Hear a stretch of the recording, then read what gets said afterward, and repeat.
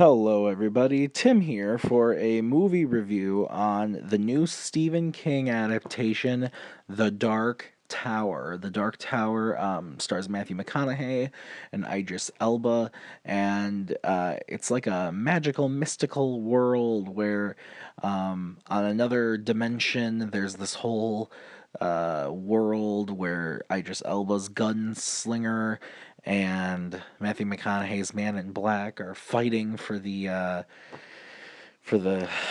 I don't know how to describe this movie, guys. I don't know how to describe it to you. Um, there's this kid, and he's having visions of this world, and he might be the savior of it. I don't know. I don't know what I just watched.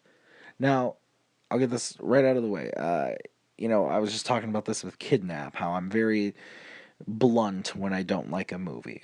Um, I don't know if I liked this or not. It's definitely not good, but it's not a heaping pile. If somebody like put like a knife to my throat and said, "Watch Kidnap or watch The Dark Tower," I would choose this one because at least this movie has, Matthew McConaughey going full McConaissance, which is great. So I enjoyed that, and I always like Idris Elba, and he's in a lot of movies, but he's always a great presence. And the kid in this movie actually wasn't terrible. Where the problems lie in The Dark Tower is that I just didn't know what was going on. I didn't understand. It didn't make any sense to me.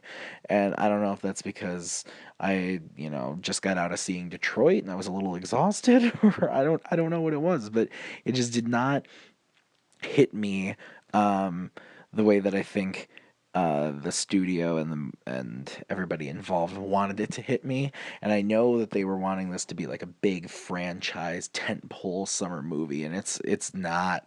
I don't see this movie doing well at all. And I know nothing about the source material, not a clue. I know that this is like Stephen King's like one of his big like series of books, and there's like five, six, seven books maybe that are all thick and meaty books, and that this is a 90-minute adaptation of all of those books put together.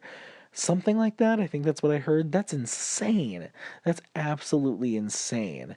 The other big thing about this movie is it's boring. Not only did I not understand what was happening, I was bored for the whole movie. There's a couple spurts of action in the center, but nothing that's like exciting enough to get the blood pumping. The movie does build up to a pretty moderately exciting finale. It's got some cool action in the finale with Idris Elba's Gunslinger. There is some cool stuff there to be had, but the CGI is pretty terrible. And even the performances, even though I like Matthew McConaughey going full McConaissance, it's not a good performance, which is too bad because they both are really great actors, but the dialogue and the script and the direction just doesn't let them reach their full potential that I think this movie could have gotten to. Because I can see this being like a very, very popular, cool movie in the right hands. And I think Sony was just way too focused on franchise, franchise, franchise that they kind of doomed this thing even before it began. So those are my thoughts on the Dark Tower. I ended up giving this thing a 1.5 out of 5 stars, which is it's pretty rough. But when I didn't even understand what was going on, that's not good. It's not good, guys. So, anyways, if you like this review, hit that like button, hit subscribe. That helps me out a great deal so I can bring you guys some more content. And just a heads up for everybody, this upcoming Sunday, we've got a new episode of the Sunday Talks podcast. It's going to be live again. We're doing it at 7:30, me and Maggie. We're going to be talking horror movies, our favorite ones, our favorite horror franchises, along with what we think about the Conjuring universe. Should there be a Conjuring universe?